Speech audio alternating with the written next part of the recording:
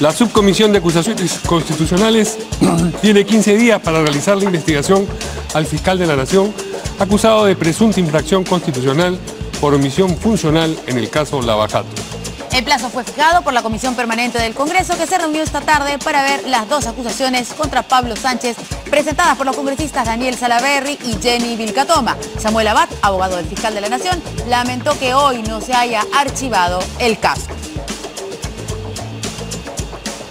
El presidente del Congreso, Luis Galarreta, respondió a las afirmaciones del legislador de Peruanos por el Cambio, Gino Costa, en el sentido de que hay una dictadura parlamentaria en camino y que los constantes enfrentamientos de la mayoría de Fuerza Popular con el Ejecutivo e instituciones democráticas han creado un panorama preocupante. Galarreta dijo que lo advertido por Costa constituye un contrasentido y que los verdaderos demócratas saben que ese término no existe.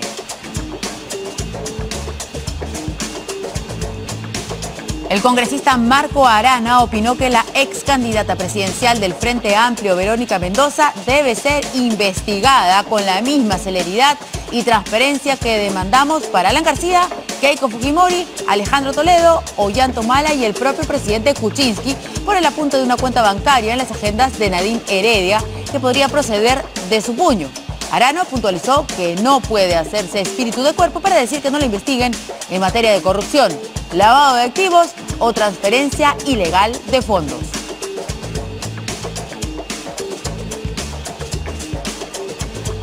El exgerente de Seguridad Ciudadana de la Municipalidad de Lima, Gabriel Prado, dijo que por una propuesta laboral firmó un documento en blanco que luego fue usado para abrir a su nombre la cuenta de la banca privada de Andorra detectada. La propuesta, según él, la recibió luego de comunicarse con Miguel Castro, exgerente municipal metropolitano, para reengancharse con el Estado y el sector privado al haber dejado de trabajar en la gestión edil de Susana Villarán.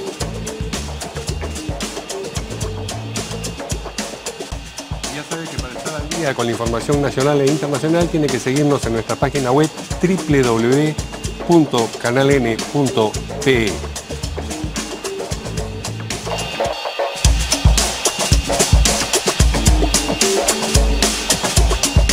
Samsung Galaxy Note 8. Hazlo a lo grande.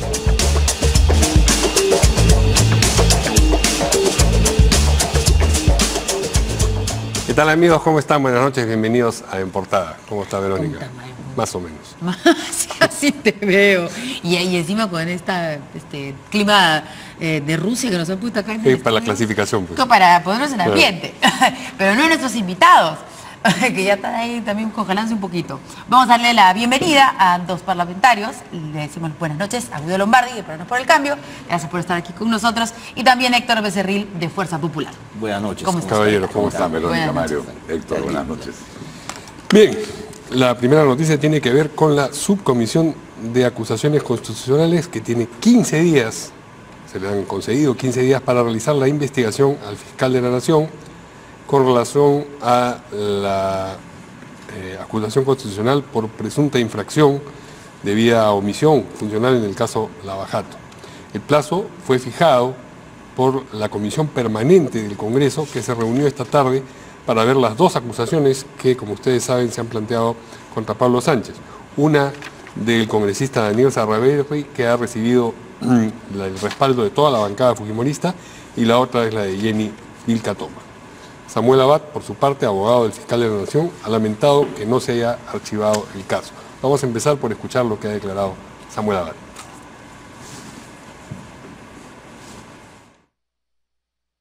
El fiscal de la Nación, Pablo Sánchez, utilizado para que viaje con otro fiscal más y esperamos resultados positivos para su vuelta, ¿no? Yo creo que va a traer información para su investigación. Vamos a tratar de acomodar el byte del abogado, porque es importante ver, ¿no es cierto?, lo que dicen sus descargos. Pero bueno, acá los dos congresistas que tenemos en la mesa podrán decirnos qué es lo que viene. A ver si empezamos por el congresista Héctor Becerril. En primer lugar, yo quiero decir de que Samuel Abad se equivoca cuando él dice que hoy día podría haberse archivado esta acusación constitucional. Y eso no es posible, porque lo que ve la subcomisión, lo que ha visto simplemente ha calificado la admisibilidad y procedencia de la denuncia. No ha ido al tema de fondo. ¿Qué se evalúa ahí? Que ha sido formulada la denuncia por persona capaz, que la persona que formula sea la denuncia agraviada. Esos son requisitos. Entonces, ¿qué dice el reglamento del Congreso respecto a que el día de hoy la subcomisión da cuenta a la comisión permanente de su calificación? Dice: la subcomisión de acusaciones constitucionales presentará su informe de calificación a la presidencia de la comisión permanente. Esta aprobará, no dice que vote, nada por eso. Esta aprobará sobre la base del informe de calificación y con la mayoría de sus miembros presentes, señale el plazo que se va a tener la subcomisión para investigar. Por lo tanto, ella no había nada que archivar, porque no se ha visto el tema de fondo. Pero han habido 6 votos en contra. Entonces esos 6 congresistas no saben lo que usted ha leído. No, ¿en contra de qué han votado entonces? Es que no se trata de saber, eso lo dice el reglamento explícitamente. No lo he leído, digo yo, porque han habido 13 votos a favor, todos de Fuerza Popular, 6 en contra y 2 abstenciones. Entonces me pregunto, esos 6 congresistas en contra y esos 2 que se abstuvieron, ¿por qué lo hicieron? Porque simplemente tienen un sesgo respecto a este tema. Ellos están desde un comienzo manifestando de que no se debería abrir investigación. Es decir, tienen una posición tomada. Pero si se somete el asunto a voto, es porque se admite que puede haber votos a favor, en contra o abstenciones, porque si no, no se sometería a votación. Es que no se sometió al voto, el archivamiento no.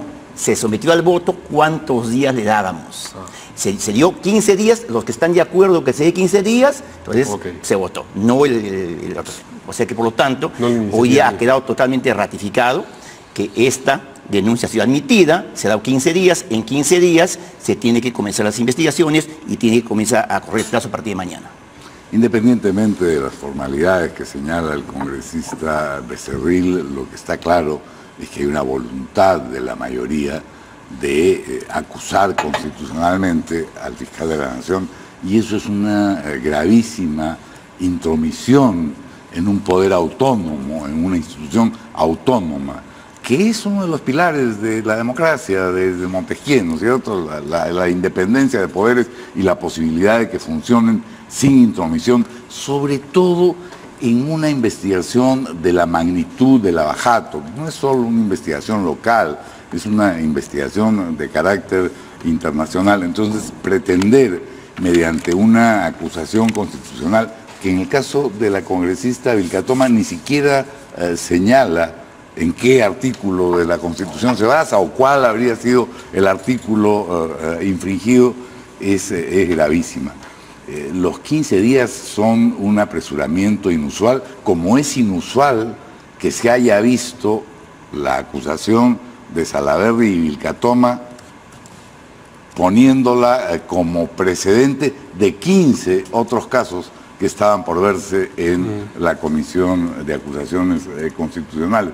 Entonces, yo creo que se está haciendo un enorme daño al país por parte de Fuerza Popular y que se están haciendo un enorme daño a ellos mismos con esta actitud, en fin, es difícil calificarla, pero por lo menos arbitraria. Lo que ha dicho el congresista Gino Costa de que hay en marcha un golpe de Estado, me parece exacto.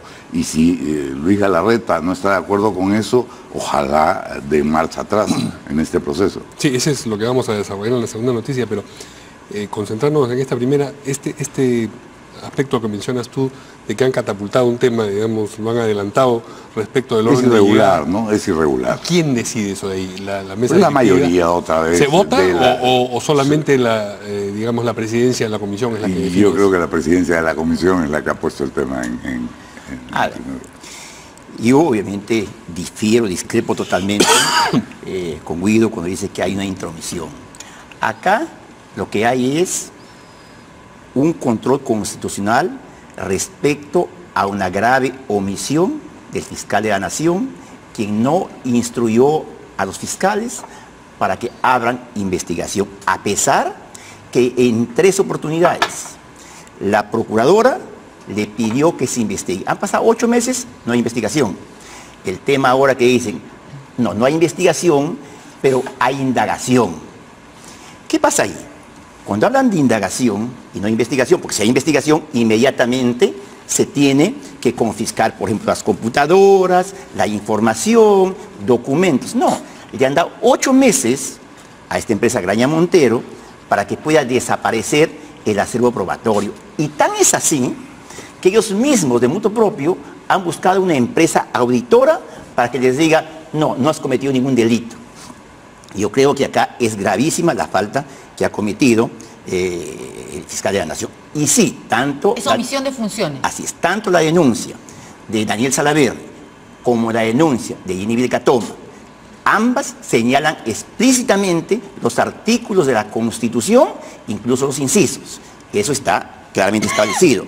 Y respecto a que hay denuncias anteriores, ¿cuál es? 15, no estoy seguro, y que se ha adelantado esta, obviamente, hay denuncias, en todo caso, que se tienen que hacer, tienen que verse con la celeridad. ¿Por qué?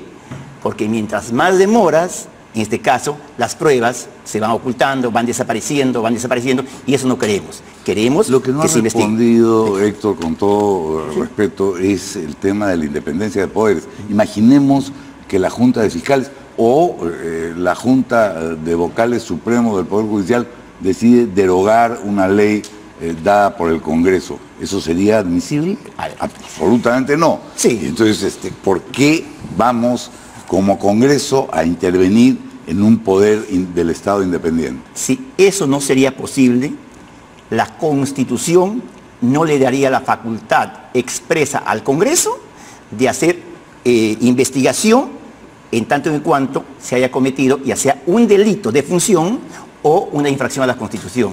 Eso creo que responde a tu pregunta. Bueno, a mí me parece que no la responde porque creo que hay una voluntad de amedrentar al fiscal Sánchez por las investigaciones que está haciendo, no investigarlo y eventualmente sancionarlo por las que no hizo. Esa es una apreciación subjetiva que no la comparto. Lo que yo manifiesto es temas concretos, que yo no invento ni digo será así, sino temas que están en la Constitución y el reglamento. Y ahora 15 días tiene para investigar la Subcomisión de Acusaciones Constitucionales, presentará un informe por cada una de las iniciativas, un solo informe, y luego ¿qué cosa ocurre? No. ¿Va de frente a la permanente? ¿Cuál es el se ha acumulado ambas denuncias. se han acumulado. Se tiene que elegir el ponente.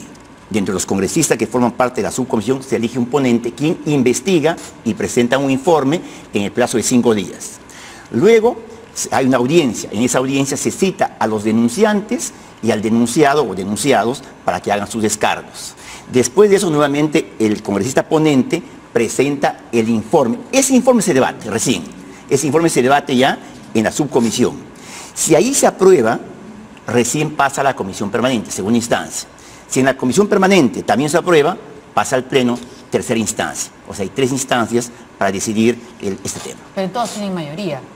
Sería raro, digamos, que al final, siendo ustedes mayoría y teniendo ya una posición fijada, que finalmente... Cambie de instancia en instancia. ¿No? Es que acá hay algo que nos estamos evaluando. A ver.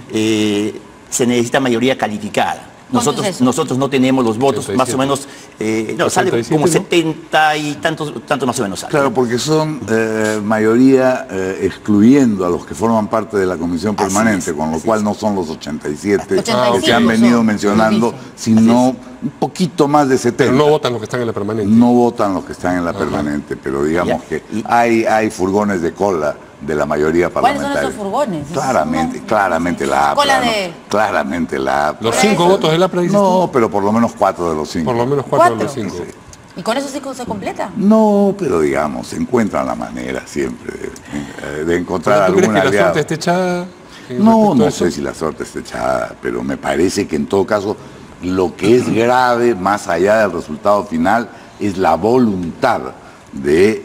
Porque no solo se trata del fiscal de la Nación, se trata del propio presidente de la República, se trata del Tribunal Constitucional, se trata de un conjunto de instituciones que están siendo amenazadas o amedrentadas por la mayoría del Congreso.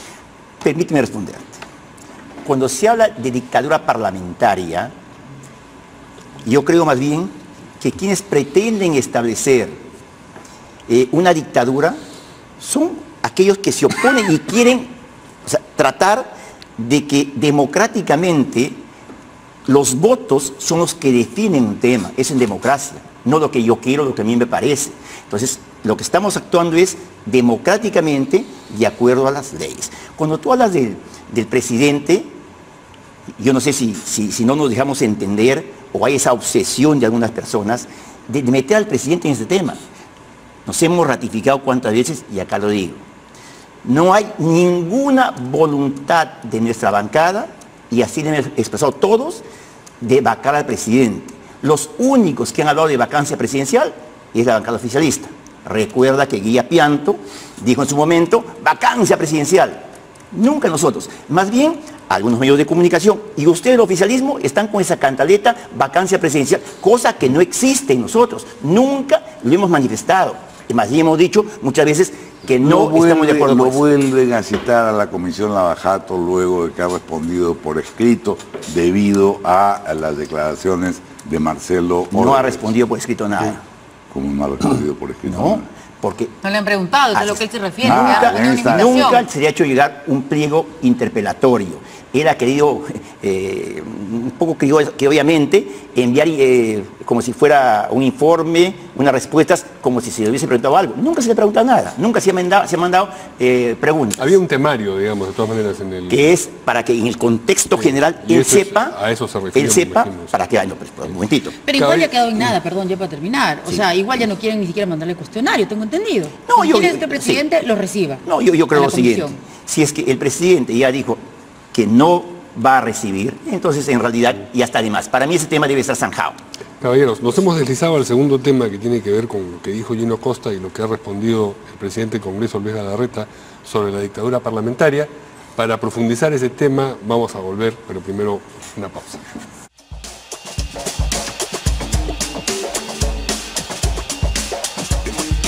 Estamos al aire ya, congresista por si acaso, ¿ah? Pero todas las cosas que ha dicho acá han sido off the record, no se preocupe. Pues no me las han grabado. No se han grabado. No me tiente, no me tiente.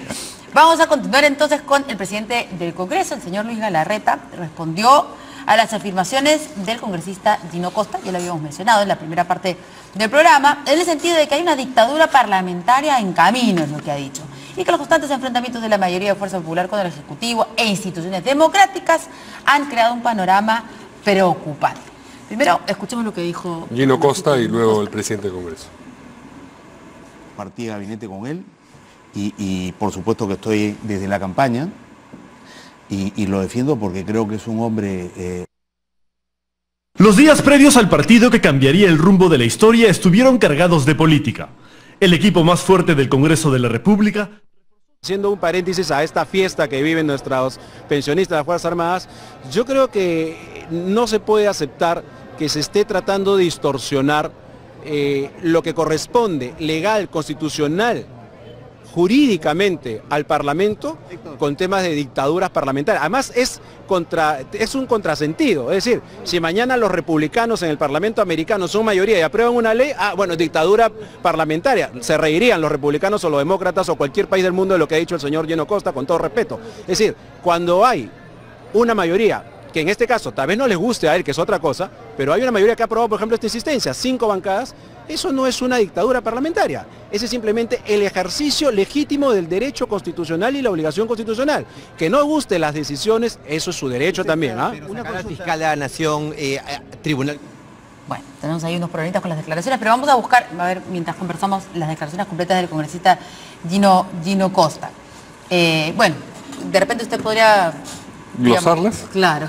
O por continuar, digamos, el sentido de las declaraciones. Lo hemos comentado en el primer bloque, la acusación contra el fiscal de la Nación, y el presidente del Congreso recuerda una adicional, que es la aprobación de la ley de pensiones militar policial. El Congreso está prohibido de generar gasto a través de su legislación, y están perforando la caja fiscal de una manera verdaderamente preocupante con esta ley, pero no solo con esta. Entonces, es un tema de si les gusta o no nos gusta, si son mayoría o no son mayoría.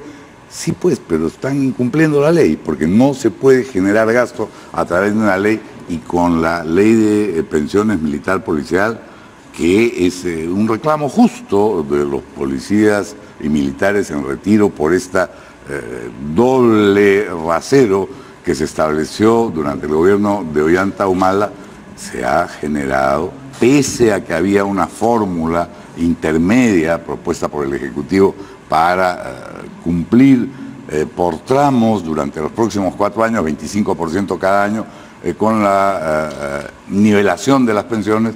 El Congreso aprobó una ley por insistencia, efectivamente. Bueno, pero acá, digamos que lo que se está viendo es un panorama completo, poniendo, ¿no es cierto?, en escenario lo del fiscal de la Nación, lo del presidente de la República, por el tema de Lavallato, lo del Tribunal Constitucional respecto al tema del frontón, y es ahí que el congresista Gino Costa dice, bueno, que se trata de una dictadura parlamentaria que está en camino. ¿Cómo responde el congresista Becerril? A ver, cuando meten todos los temas y dicen el fujimorismo está queriendo vacar al presidente, completamente falso, no tiene ningún sustento, luces artificiales. Cuando dicen el fujimorismo está queriendo tirarse a los miembros del Tribunal Constitucional, falso. Hay una denuncia, incluso de la misma bancada de Guido Lombardi, con esta, bueno, ahora ministro, Olaichea. Él ha hecho suya esa denuncia y lo alienta. En el caso de Basombrío. Pero es una persona, digamos, ¿no? Y son ustedes la mayoría que aceptan esa denuncia, ¿no es cierto? No es que de pronto van, tiene todo el derecho, digo yo, ¿no es cierto? Los marinos en retiro, ¿no? Que están en esta lucha judicial, pero es el Congreso, a través de la mayoría, que acepta esta denuncia de estas personas. No deberíamos aceptarla. Le digo. La Constitución dice, y el reglamento del Congreso, que inicialmente se acepta, se admite admisibilidad y procedencia. No se ve temas de fondo. Recién todavía está en una etapa donde se va, el delegado del Congreso va a investigar el tema y hacer su informe. Lo que pasa es que acá todo el mundo quiere confundir a las personas. Ustedes lo admiten, ustedes. Tenemos que admitir, es nuestra obligación constitucional. Si la persona que denuncia es la indicada, si hay una infracción, eso se evalúa, no el tema de fondo. Entonces, a priori, están ya diciendo que nos queremos tirar a los miembros del TC. Y está demostrado plenamente que eso no es así. Estamos recién en la etapa inicial de la investigación. Y la Constitución sí nos ordena que cuando hay una denuncia, lo admitamos. Claro, pero les ha caído perfecto, digamos, poner en esta situación a estos miembros del Tribunal Constitucional, luego de que dijeran que su ley o llamada antitransfugismo no estaba bien hecha, ¿o no? Entonces, para que los medios de comunicación, como en este caso tú dices, cayó a pelo, entonces les ha caído bien. Para que no digan eso, entonces no admitamos y estemos en contra de lo que dice la Constitución. Lo que pasa es que acá les ha caído bien, claro, digo. No les he dicho que lo han admitido por eso, pero les ha caído bien. O sea, lo que pasa boletos no están. Lo que pasa es que quieren ponernos el mote de nosotros de inconstitucionalistas, golpistas. Nosotros lo que estamos ejerciendo acá, y a propósito de dictadura parlamentaria, estamos ejerciendo nuestros derechos constitucional es mediante la votación. Eso es en democracia. Los partidos vienen quejándose, dicen, pero son mayoría. ¿Y por qué somos mayoría? Porque nos hemos sacado una lotería a los votos, porque el pueblo con sus votos democráticamente nos ha puesto en el Congreso. Ahora, si no les gusta, entonces que trabajen pues, fortalezcan sus partidos, háganse fuertes para que tengan mayor representatividad. La izquierda vive dividiéndose en el país, se dividen en tantas cosas y no llegan a fortalecerse. Nosotros lo que hemos hecho es un trabajo serio político y por eso tenemos la representación que tenemos. Y simplemente ejercemos democráticamente los votos y de acuerdo a la Constitución y las leyes. No hay nada que nos pueda recriminar que estamos yendo contra la ley. Pero, digamos, la mayoría de votos, que por supuesto es la que decide cualquier votación, tiene que ver con determinados asuntos. Hay algunas cosas que la Constitución no permite definir ni por mayoría ni por minoría. Por ejemplo, si deciden que van a establecer que me van a expropiar mi casa mañana, no es que se reúnen, votan y le expropian, ¿no? Lo que quiero decir es que hay garantías, como por ejemplo la de la independencia de poderes. Sí. Sobre la base de los votos mayoritarios no se puede avasallar esa independencia, y lo que está en discusión aquí es si esa independencia es lo que genera la voluntad, digamos, de la mayoría de por eso acusar constitucionalmente. Lo que yo manifiesto es, ¿no? Hasta ahora no hay nada, si no díganme un solo ejemplo, que estamos yendo contra la Constitución con leyes. Una sola cosa, díganme. Una sola cosa. En el caso de la ley de pensiones militar policial, en la Comisión de Defensa primero y en el Pleno luego, por lo menos 5 votos que yo recuerde son de directos beneficiarios de la ley. El general Donaire, el general de la policía Miyashiro, el otro general Octavio Salazar, hay por lo menos 7 votos. Eso es una grave infracción, aunque no esté tipificada explícitamente. Votar en beneficio propio, votar una ley en beneficio propio, me parece impropio, para decirlo con claridad. Estoy de acuerdo, en parte con lo que dices, pero ahí no hay ninguna infracción a la Constitución. O sea, porque 5 congresistas se beneficien, o 7 se beneficien con esto, entonces la votación es inconstitucional. Eso no es correcto, esa apreciación. El conflicto de intereses es un tema que habría que desarrollar, ¿no es cierto? Ahí podríamos conversar. ¿Y qué hemos hecho ahí? Simplemente hemos regularizado un tema que no estaba, que lamentablemente no era regular, un tema anómalo. Porque, generando gasto. Pues, no, un momentito. La ley dice que todos deberían tener la misma remuneración de jubilación. Lamentablemente, en el gobierno de Antumala, dice, del 2012 para acá los que se jubilan, ganan acá. Los demás acá. Eso es inconstitucional. Lo que hemos hecho más bien nosotros es que la Constitución sea aplicada para todos. Eso hemos logrado. Ahora que ustedes como gobierno, entiendo que digan, pues, se perfora finalmente las arcas, nosotros estamos actuando dentro de la Constitución. Inconstitucional es que a unos se pague más, a otros menos, que hayan ejercido el mismo trabajo exactamente igual.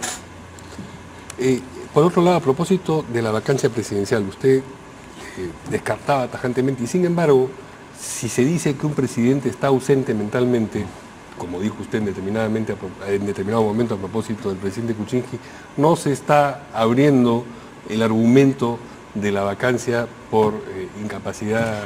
Bajo ningún punto. Era solamente una figura retórica. Eso es, entiendo que alguien quiera interpretarlo de esa manera, es correcto, que lo interpreten como puede ser. Y yo lo que manifesté, y en el contexto fue, cuando decían, respecto al presidente, que él no está en Palacio de Gobierno ni siquiera 8 horas, lo dije. 2 de la tarde se retira, no está. Y dije, si no está presente físicamente, ni siquiera está presente mentalmente, como me van a decir, dije, él cuando está en el Hotel Golf y qué sé yo, está pensando en el país, está pensando en el gobierno, que es bueno, no está pensando ni siquiera en eso. A eso me referí y lo expliqué en varios canales de televisión. Y la precisión del señor Klimper en este canal a propósito de que él se opondría a todo intento de vacancia política, y repitió política. ¿Ya descifraron a qué se refería con política? ¿O le preguntaron de repente? No le he preguntado, pero la Constitución manda en qué casos. Sí, claro. Entonces, yo tengo entendido que se refería a eso. Pero no hay otro, pues. No, no, cuando ustedes, o algunos medios de comunicación, o dicen, ¿quieren vacar al presidente? O sea, supuestamente queremos vacarlo políticamente. Los medios no dicen. ¿Ya? Políticamente. Nosotros no hemos dicho. Nosotros decimos, por ejemplo, lo que dice el congresista Lombardi, ¿no? Lo que digamos. Políticamente. Entonces, eso es un intento, lo que piensa es de decir que nosotros políticamente, sin hacer caso, obedecer a lo que manda la Constitución, queremos vacarlo. Y eso no existe, y lo repito una vez más.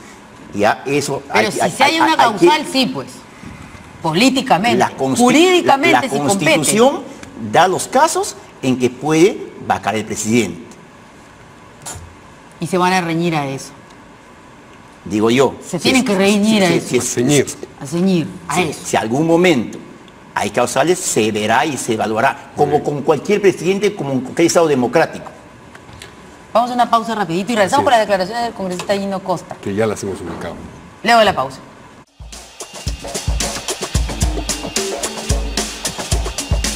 Muy bien, para cerrar el tema del que hemos venido hablando hasta ahora, vamos a escuchar finalmente lo que dijo el congresista Gino Costa y unas breves declaraciones de nuestros invitados. adiós democracia, adiós justicia, por supuesto. Entonces, no volvamos a caer en...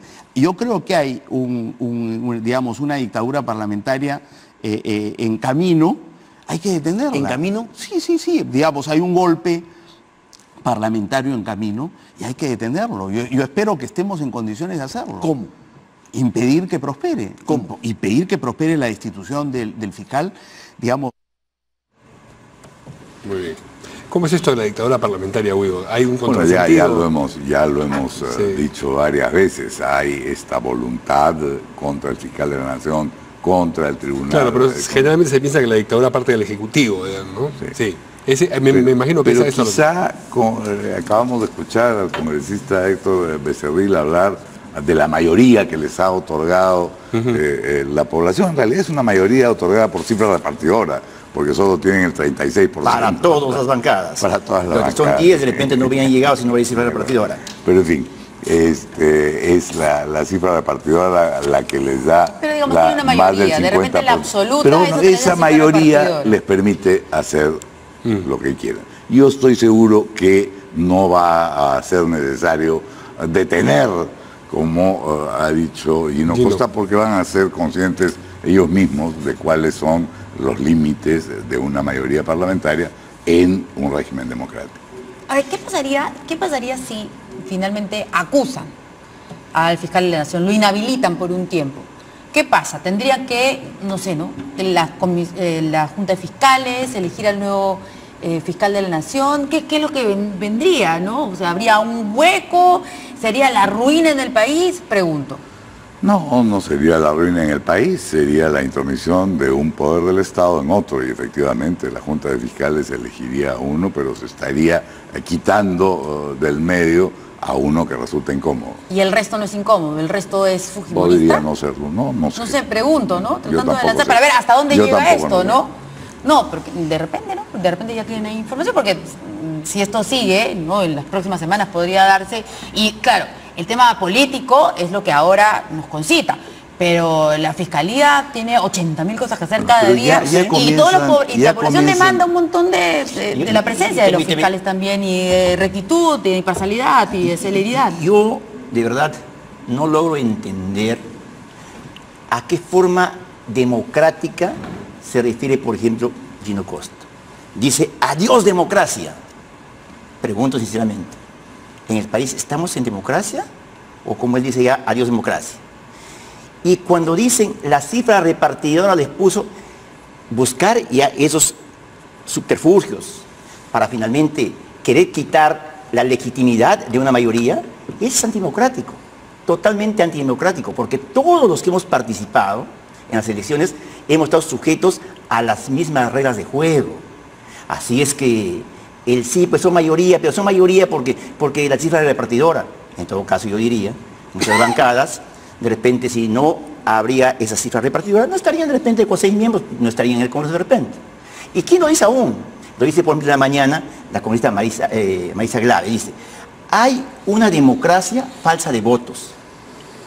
¿Democracia falsa de votos?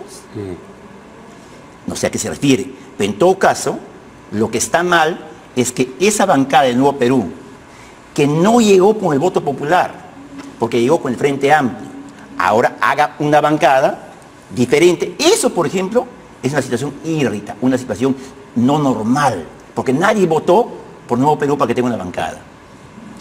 Bien, vamos a una pausa y ahora vamos a regresar para hablar del tema que ya se insinúa acá, que es Nuevo Perú y el Frente Amplio, y lo que ha declarado Marco Arana a propósito de la necesidad de investigar a Verónica Mendoza, su ex candidata presidencial. Con eso regresamos.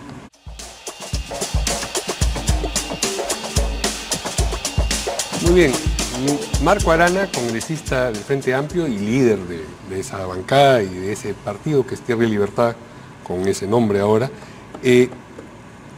concedió una entrevista a Correo en la que dice varias cosas, algunas de ellas relacionadas con sus ex aliados de Nuevo Perú y particularmente con Verónica Mendoza, que fue la candidata presidencial.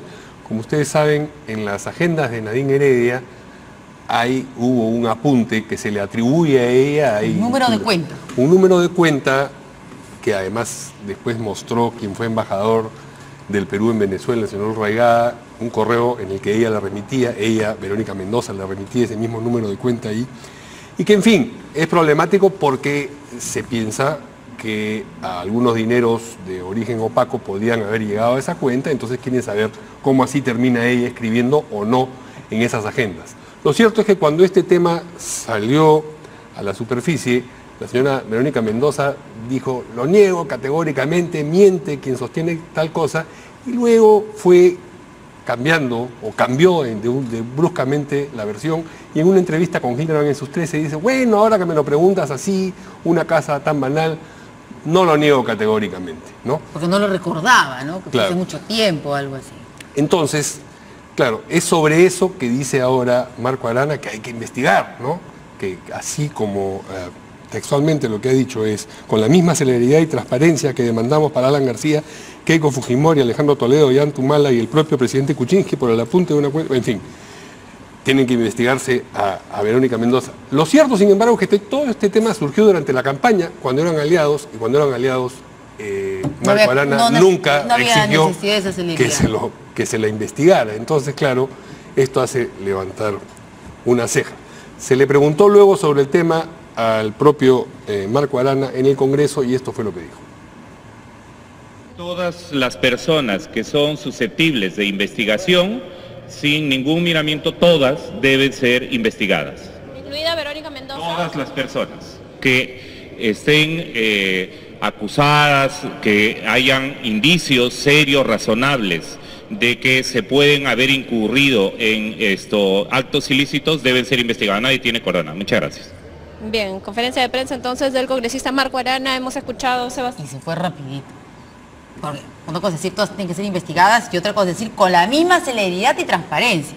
Creo que son dos mensajes distintos. ¿Qué dice el congresista Lombardi? Coincido, pues, que todos tienen que ser investigados. Sí, claro. No hay por qué hacer diferencias, por más que haya habido una alianza entre ellos en el pasado, que se ha convertido ahora en un encono. Pero todos tienen que ser investigados. Que se puede pero llama la atención, digamos, el cambio. El énfasis puesto en que se investigue a Verónica Mendoza por y el silencio en su momento. Así es, porque hubo efectivamente ya un indicio durante la primera vuelta. Sí, la declaración de ella, Hildebrand, en se produce en el tramo final de la primera vuelta. Y ahí el señor Arana se queda callado porque ese financiamiento también lo beneficia a él. Bueno, es otra posibilidad, ciertamente. Incluso en el 2015 se cita a Verónica Mendoza ya al Congreso, a la Comisión de Fiscalización por este tema. O sea, ya se sabía. Entonces Marco Arana ahí no le importó que haya esa sospecha, le prestó su partido como vientre de alquiler para que ella postule a la presidencia. O sea, ahí no le importó que esté metido en esos temas. Es la doble moral, el doble rasero, pues, ¿no es cierto? Y en el caso de Verónica, ella al Congreso le dijo de que nunca, dijo, jamás he escrito en ninguna agenda que no sea la mía, textualmente. Negó, pero al estilo de Nadine Heredia exactamente igual. Pasaron unos días y dijo después, podría ser de que haya escrito, no lo afirmo, tampoco lo doy, no niego. Y cuando ya hubo un perito que hizo un peritaje de parte, entonces ahí dijo, bueno, que sí había escrito. Entonces, una vez más, ¿por qué negar un hecho si no es algo grave, un hecho que tiene antecedentes de un dinero negro que venía de Venezuela? Y sabía lo que estaba haciendo. Pero sí creo que ahí también, ¿por qué no se investiga? Estoy de acuerdo con Marco, debería investigarse. ¿Por qué no se investiga hasta ahora? ¿Cuánto tiempo ha pasado? ¿2015? 2016, 2 años. Bueno, ella fue requerida por la Fiscalía como testigo, no como investigada. Bueno, pues no viene siendo investigada hasta el día de hoy. Esa es la Fiscalía de Pablo Sánchez. Investiga a unos y a otros los deja ahí. Tal vez el testimonio fue suficiente y no necesita ser investigada. Está con su propia letra dando una cuenta donde ha sido... Está escrito una cuenta. Y en ese número de cuenta llegó un depósito de Venezuela. No es un hecho que escribió una cuenta, un número y nunca llegó. Llegó un dinero de Venezuela. Y eso no se investiga hasta ahora. Y yo creo que debería investigarse. Concuerdo con Marco Arana en ese periodo de investigación. Muy bien, vamos a una pausa y regresamos con lo que ha declarado el exgerente de Seguridad Ciudadana de la Municipalidad de Lima, Gabriel Prado, sobre su firma a la hora de abrir la cuenta que se ha detectado en Andorra.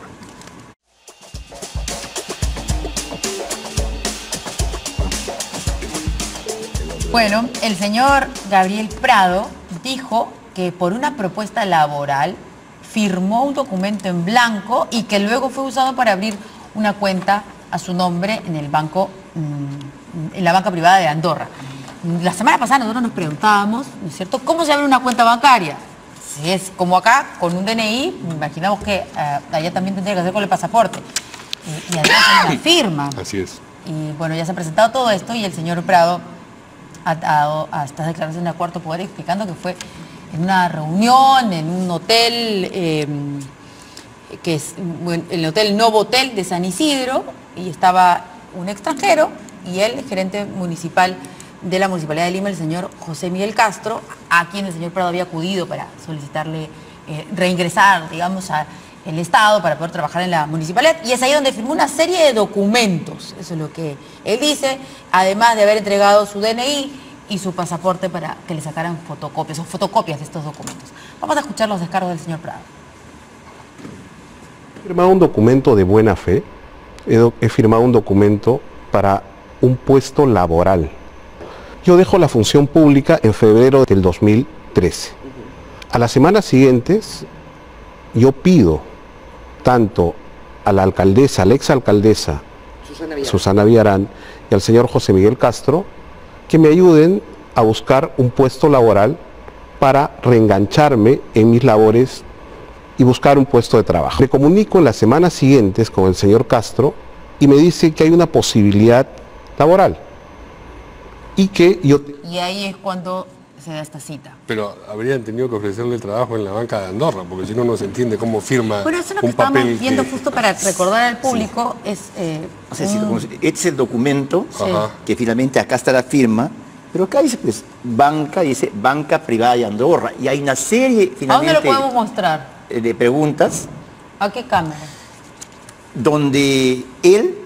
¿A dónde? Firma, ¿Puede mostrarlo a la cámara? Ahí está. Ahí está. Un ratito porque están haciendo foco. Más arriba. Más arriba para que se vea. Ahí está la firma. Ahí está la firma. Ahora el logo de arriba. Acá está, así claro. Ese es el documento que él dice haber firmado en blanco. Y ahí arriba es un documento dice, de la banca de Andorra. Por eso digo que si creía que era para un puesto puede, de trabajo. No, digamos, es un argumento absolutamente insólito. Es decir, que pueda ocurrir que uno firme, porque ahí dice el país, porque es una noticia que sale en el país. Claro. Así como se ha sobreimpreso el país, podría haberse impreso algo, ¿no? Pero un funcionario que ejerce la gerencia municipal, firmar un documento en blanco, es decir, para recurrir a un argumento tan falaz, tan difícil de digerir, tiene que estar tratando de ocultar algo muy serio.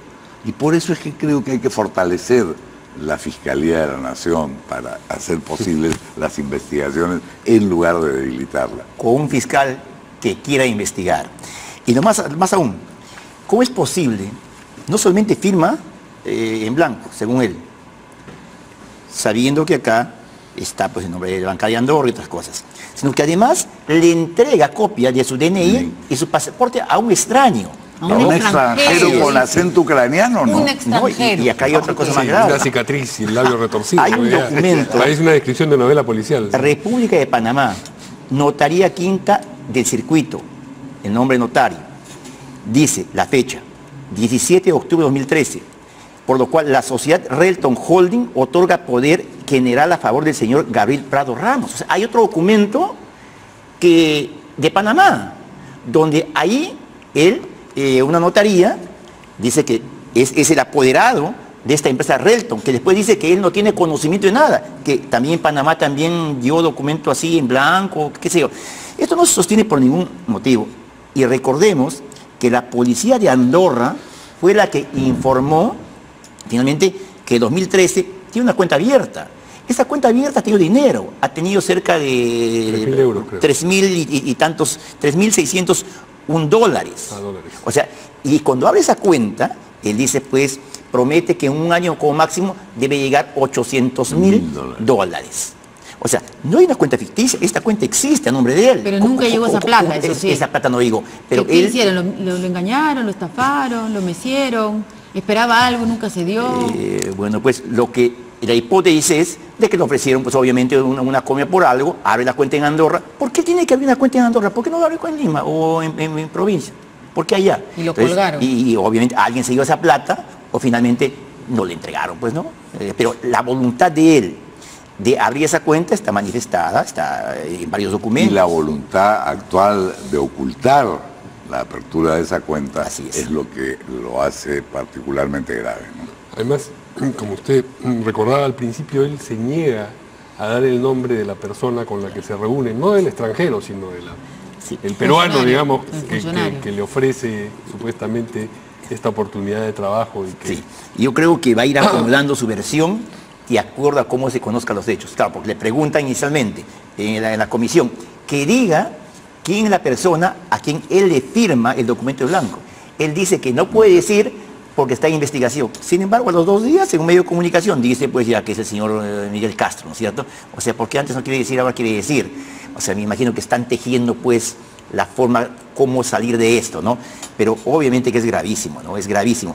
Que a ninguna persona se le ocurre firmar un documento. Él ha sido jefe de seguridad ciudadana, o sea, un hombre que tenía que... En varios cargos ha tenido, ¿no? Entonces, no es creíble bajo ningún punto de vista. Y tarde o temprano se tendrá que saber la verdad. Pero acá anotó el congresista Lombardi que para eso necesitamos que los fiscales que ya están, digamos, incluso, ¿no? En estos casos desde hace años, ¿no es cierto? No se han removido, no se han cambiado, para que puedan trabajar con total soltura, ¿no es cierto? Y precisión sobre estos aparentes hechos corruptos, ¿no? Yo he dicho siempre y sostengo, jueces y fiscales honestos tienen que quedarse.